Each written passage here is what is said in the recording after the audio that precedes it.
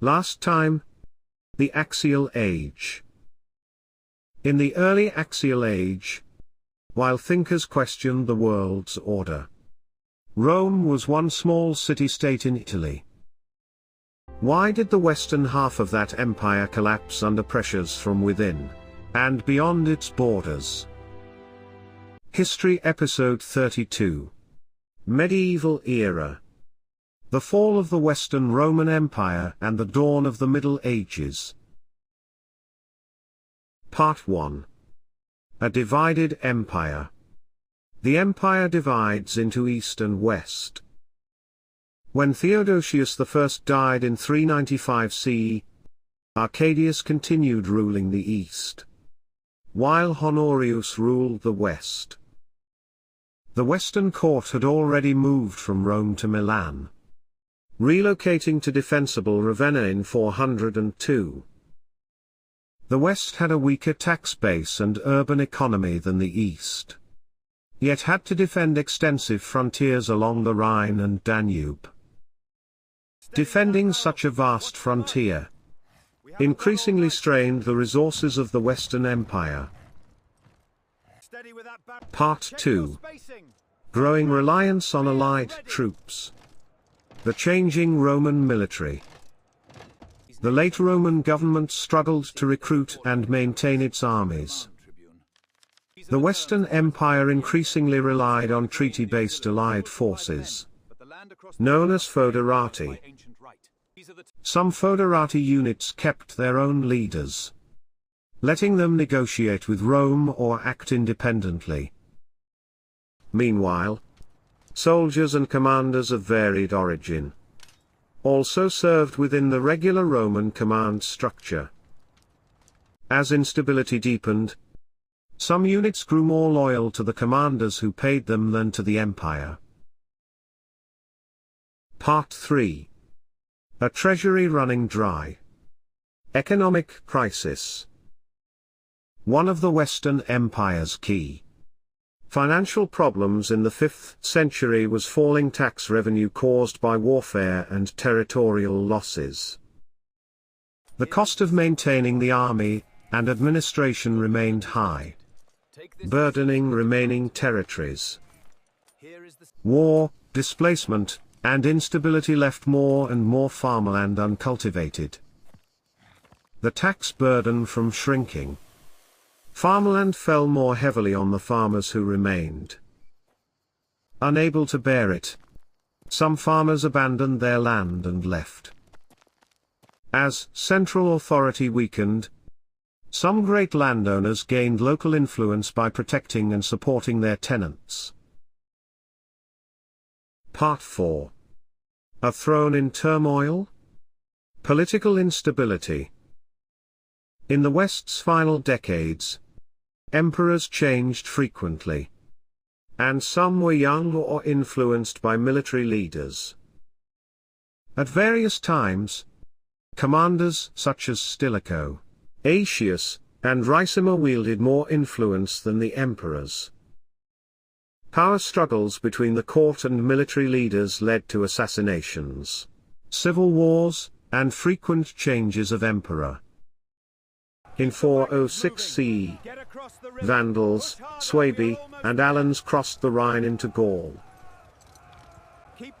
Part 5. Hunnic expansion and the movement of the Goths. Pressured by the Huns, some Gothic groups sought refuge south of the Danube. In 376 CE, a large group of Tervingi Goths crossed the Danube with Roman permission. But corrupt officials withheld promised supplies and exploited them, driving starving Goths to take up arms. In 378 CE, the Goths decisively defeated a Roman army at Adrianople, and Emperor Valens died in the battle. Amid the conflicts that followed, Alaric, who had fought alongside Roman forces, emerged as the leader of a Gothic group. In 410 CE, Alaric's army entered Rome through the open Salarian Gate and sacked it. News that an enemy had sacked Rome for the first time in 8 centuries shocked the Roman world. Part 6. The Last of the Romans. Aetius and Attila. Aetius kept his position. Through shifting alliances and rivalries among the Huns, Germanic powers, and the Western court. But in 451 CE, Attila led a vast coalition of Huns and allies into Gaul. Aetius gathered Roman, Visigothic, and other allied forces to check Attila's advance at the Catalonian plains. Yet 3 years later, in 454, Valentinian III, fearing his power, personally killed Aetius at court. Part 7. The End of the Empire. Meanwhile, the West had already lost a key North African grain and tax source when the Vandals took Carthage in 439 CE. In 455 CE, Gaisaric's army sailed from North Africa, and Rome was sacked again. 45 years after Alaric's sack. Afterward, powerful figures such as Ricimer installed and removed emperors, controlling Western Roman politics. In 476 CE, Odoacer deposed Romulus Augustulus, the last Western emperor ruling in Italy. With Odoacer's support, the Western Senate sent the imperial regalia to Zeno.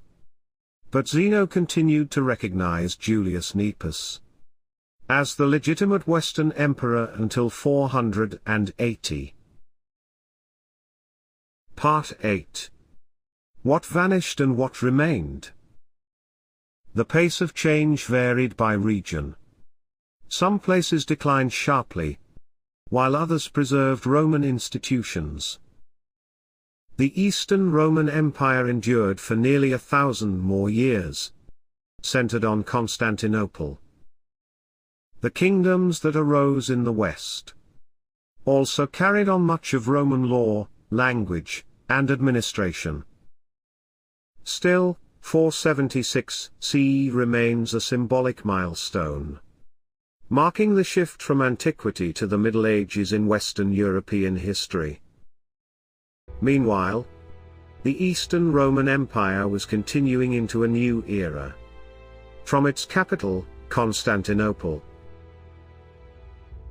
the Western Roman Empire fell. But the law, language, and institutions it left behind endured for centuries. Next time, we turn to the Eastern Roman Empire, which modern historians often call Byzantium. The Eastern Roman Empire preserved Roman identity and institutions, while Greek language and Eastern Christian culture gradually became more prominent. That story continues in the next episode.